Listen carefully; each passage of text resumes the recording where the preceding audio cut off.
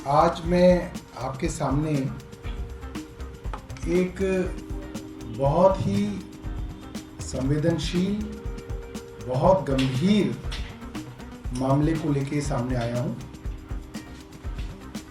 पिछले दिनों हमारे 2 सांसदों ने केंद्र सरकार की दिल्ली पुलिस के आयुक्त को 2 गंभीर मामले या 2 गंभीर चिट्ठियां लिखी हैं। ये आदरणीय सांसद संजय सिंह जी का पत्र है और ये दूसरा पत्र हमारे आदरणीय सांसद राघव चड्ढा जी का है, जो कि पुलिस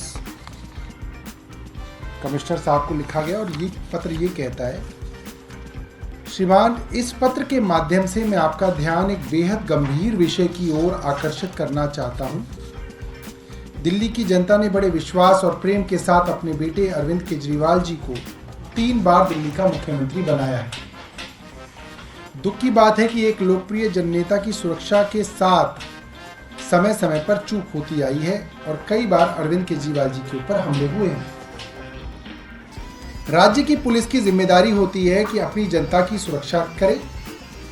दुख की बात यह है कि जनता तो छोड़िए, दिल्ली पुलिस मुख्यमंत्री को भी सुरक्षित नहीं रख पा रही है। पिछले दिनों मुख्यमंत्री जी के आवास के बाहर एक ड्रोन उड़ता हुआ दिखाई दिया।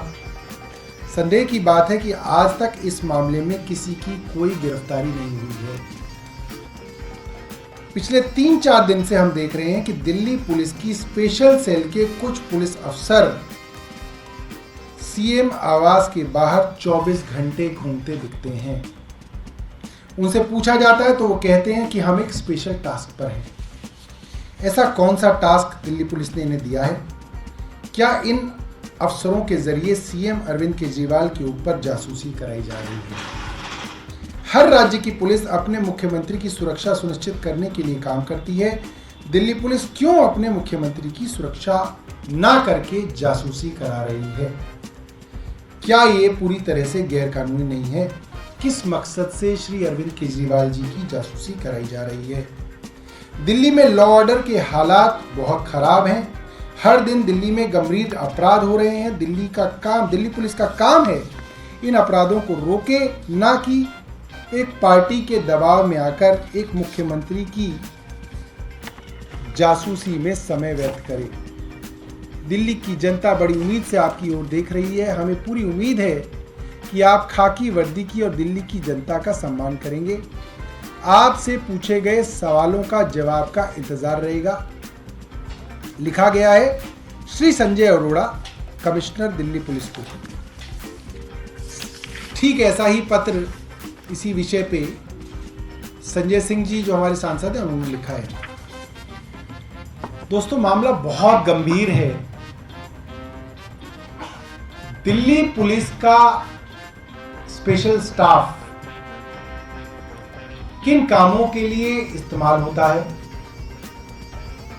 अन्य राज्य पुलिसों का स्पेशल स्टाफ किन कामों के इस्तेमाल के लिए आरोप लगते रहते हैं, ये सब जानते हैं।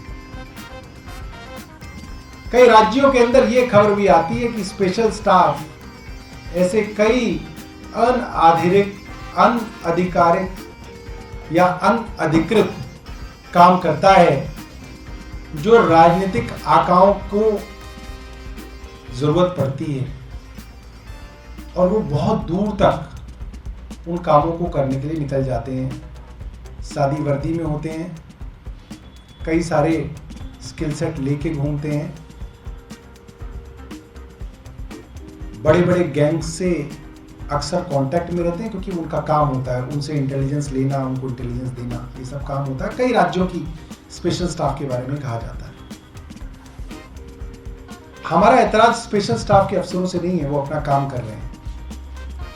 हमारा ऐतराज केंद्र सरकार से है कि केंद्र सरकार उनसे क्या काम करा रही है। एक चुने हुए मुख्यमंत्री के घर के बाहर स्पेशल स्टाफ के जो अफसर हैं वो 24 घंटे सादी वर्दी में घूम रहे हैं। कौन आ रहा है, कौन जा रहा है, इस पर नजर रख रहे हैं।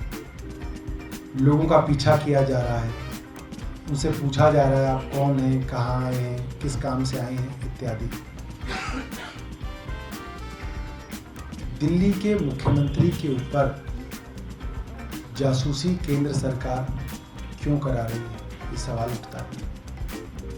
और ये गंभीर इसलिए हो जाता है कि हमारे केंद्र सरकार के साथ जो मतभेद हैं वो जग जाहिर हैं। प्रधानमंत्री मुख्यमंत्री अरविंद केजरीवाल को राजनीतिक तौर पे खत्म करना चाहते हैं, वे आम आदमी पार्टी को निपटाना चाहते हैं। ऐसे में स्पेशल स्टाफ के अफसरों का दिन रात जासूसी करना गंभीर सवाल पैदा कर रहा है। इन सवालों का जवाब हमारे 2 सांसदों ने पूछा। मैं एक प्रेस कॉन्फ्रेंस के माध्यम से ये सवाल पूछना चाहता हूं कि मुख्यमंत्री के ऊपर क्या स्पेशल टास्क है जो केंद्र सरकार ने इन सादी वर्दी वाले स्पेशल स्टाफ को दिया हुआ है। इस सवाल का जवाब अभी तक तो नहीं आया। मैं आशा करता हूं कि केंद्र सरकार और दिल्ली के पुलिस के कमिश्नर इसका जवाब देंगे। दो सवाल आपने, एक सवाल ये, क्या ये जो पुलिसकर्मी आप बता रहे हैं, ये जो ड्रोन वाली घटना हुई है उसके बाद से उनकी सरगर्मियां बढ़ी हैं? और दूसरा, अगर ऐसा है तो हो सकता है कि सुरक्षा के लिहाज से इस तरीके से जो सुरक्षाकर्मी है वो तैनात किए गए हो, क्योंकि स्पेशल स्टाफ आप खुद ही कह रहे हैं, तो सुरक्षा के लिहाज से भी कदम उठाया गया हो सकता है। 2 जवाब हैं इसके। पहला, आप जिसकी सुरक्षा का इंतजाम कर रहे हैं उसे तो बताएंगे कि आपकी सुरक्षा के लिए हमने ये इंतजाम किए हैं, उससे तो नहीं छिपाएंगे, उसको आप बताएंगे। बाकायदा एक वरिष्ठ पुलिस अफसर की ड्यूटी है मुख्यमंत्री की रक्षा करना, उनकी सुरक्षा करना। वो अफसर मुख्यमंत्री जी को ब्रीफ करेगा, बताएगा कि आपकी सुरक्षा के लिए ये इंतजाम हम करना चाहते हैं, क्या आप चाहते हैं?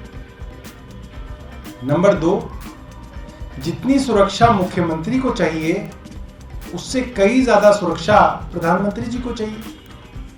तो क्या प्रधानमंत्री निवास के बाहर भी स्पेशल स्टाफ के अफसर 24 घंटे निगरानी रख रहे हैं, जासूसी कर रहे हैं, आने जाने वालों का ब्यौरा रख रहे हैं, कौन क्यों आ रहा है, कहां जा रहा है, इसकी जो जासूसी की जा रही है, अगर की जा रही है तो मैं मान सकता हूं कि जो है इनकी भी सुरक्षा के लिए, मगर मैं ये समझता हूं किसी स्पेशल स्टाफ अधिकारी की इतनी हैसियत नहीं है कि प्रधानमंत्री आवास के अंदर घुसने वाले या निकलने वाले किसी आदमी से वो नजर भी मिला नहीं, वहां फटक नहीं सकता कोई स्पेशल स्टाफ का आदमी।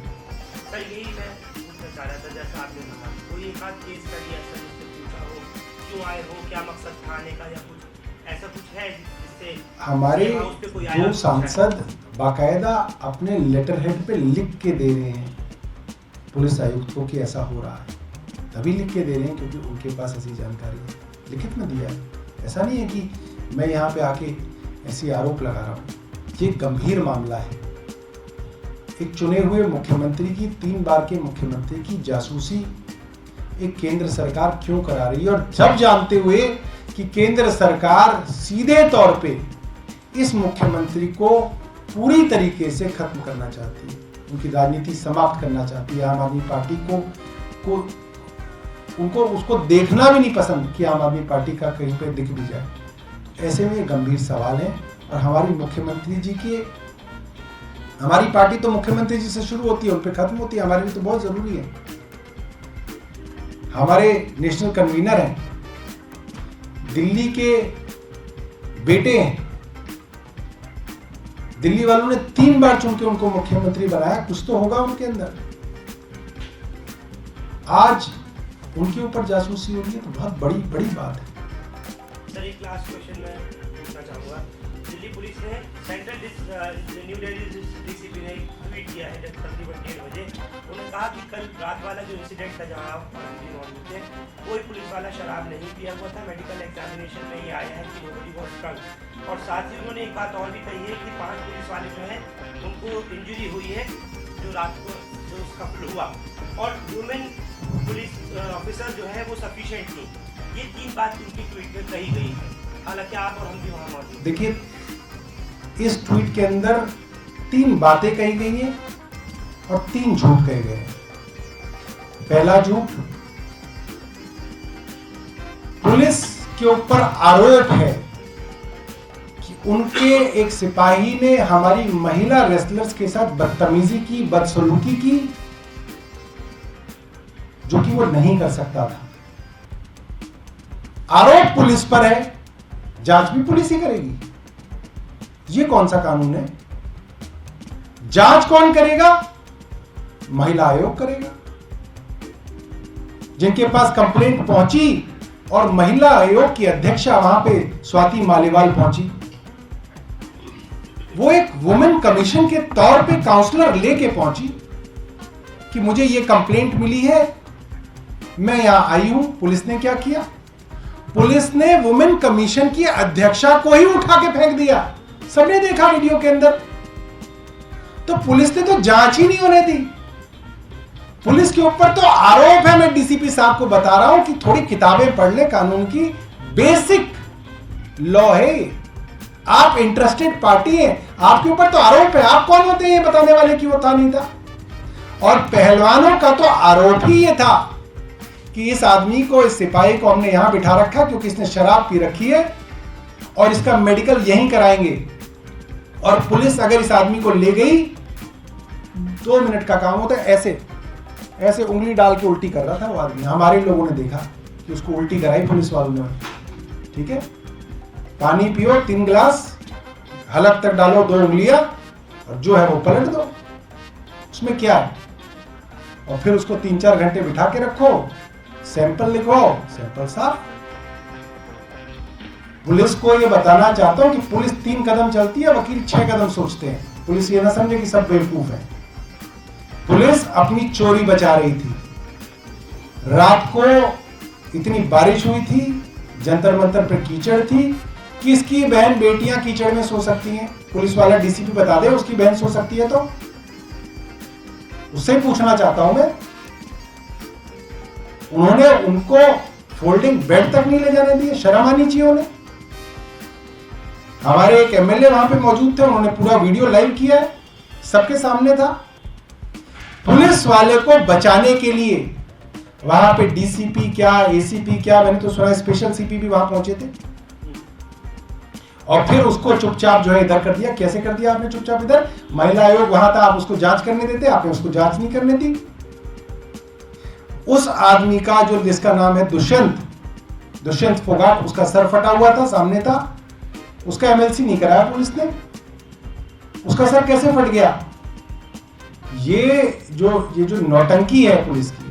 अगर पुलिस के ऊपर हमला हुआ, इतने सारे कैमरामैन थे वहां पे, इतने सारे लोग थे, किसी वीडियो में नहीं दिखा कि पुलिस के ऊपर हमला हुआ। अपने आप ही हो गया। वो तो बड़ा आसान है, कोने में जाओ, यहाँ खरोच मार लो। ये जो तिहाड़ के अंदर जो 2-2 कौड़ी के जो छुटभइये बदमाश होते हैं ना, वो भी ये बात जानते हैं कि यहाँ पे थोड़ा ब्लेड मार लो, यहाँ मार लो, यहाँ पे सर पे दीवार पे सर मार लो और कहो जी हमारे भी चोट मार दी। ये तो बहुत ही घटिया बात है कि दिल्ली पुलिस आज यहाँ तक गिर गई है कि उन्होंने अपने लोगों को चोट मार के कह दीजिए हमारे यहाँ भी। कहाँ लगी भाई चोट? कोई वीडियो में तो होगा, किसी को तो कहीं तो दिखेगा कि उनको चोट लग गई। सिर्फ और सिर्फ झूठ। और ये दिल्ली पुलिस का झूठ नहीं है, ये केंद्र सरकार का झूठ है। केंद्र सरकार एक्सपोज हो रही है।